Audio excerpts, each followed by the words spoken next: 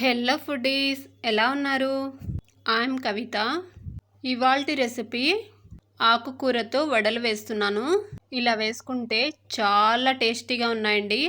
ముందుగా 3 కప్పుల శనగపిండి తీసుకొని అందులోకి 1 కప్పు బియ్యపిండి, అలాగే వాష్ చేసి పెట్టుకున్న నేతి కూర అంటే నేతాకు చిన్నగా కట్ చేసుకొని ఇందులో వేసి, అలాగే చిన్నగా చాప్ చేసి పెట్టుకున్న కొత్తిమీర, కరివేపాకు, పుదీనా ఆకు, అలాగే ఉల్లిపాయ ముక్కలు, పచ్చిమిర్చి ముక్కలు, అల్లం ముక్కలు ముందుగానే వీటన్నింటినీ చిన్నగా కట్ చేసి పెట్టుకోవాలి.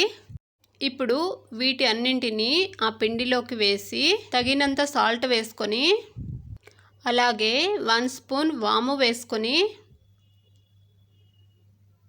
చిటికెడంత సోడా ఉప్పు వేసి, తగినంత కారం కూడా వేసి ఒకసారి బాగా కలిపి వాటర్ వేసుకొని బాగా కలుపుకోవాలి.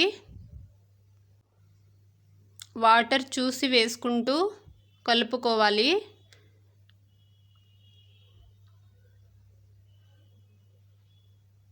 పిండిని మొత్తం ఇలా కలుపుకున్నాక స్టవ్ మీద కడాయి పెట్టి ఆయిల్ వేసి, ఆయిల్ బాగా మరుగుతున్నప్పుడు ఇలా పిండిని తీసుకొని వడలులా వేసి